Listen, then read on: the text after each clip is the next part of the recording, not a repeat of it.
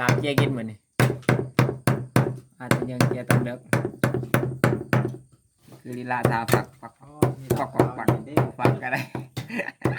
กัดจมลาผักต้องเห็นเขาว่าอ๋อ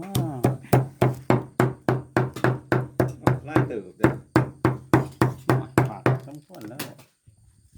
มันปีกมันจะถอดตอนนี้ ไล่ตื่นเนาะ ปีกมันจะถอด ไล่ตื่น ปีกมันกำหัวมันถอดเอามันซีนมันลาบกิน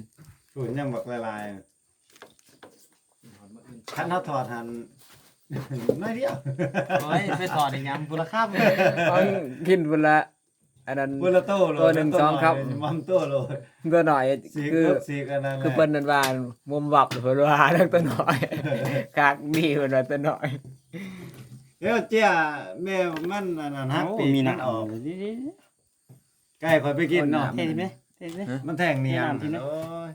แทง เอ เนีย อน บ่กินใหญ่มัน กระดูกตัวนี้นะกระดูกเกียร์นี่ อ่ะบ่ตายดอกไก่ตัวนั้นบ่เป็นหยัง สิตายยังมันดีเลยดิ ไป นั่นกระดูกมันก็ลงเลย ข่อยตัดออก มันลงแล้ว ลง ใน แล้ว เนียงบ่มีเลย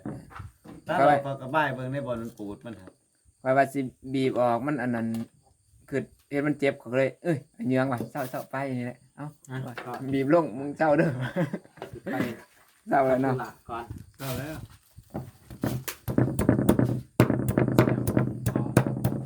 จะเราก็คูลงอันนั้นจากเคียงนี่ตก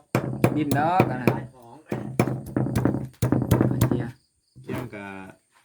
ซ้ำ เกี่ยง ล ไม่ ง นั่นได้ กระ ไม่ แทก ไม่มักย่าง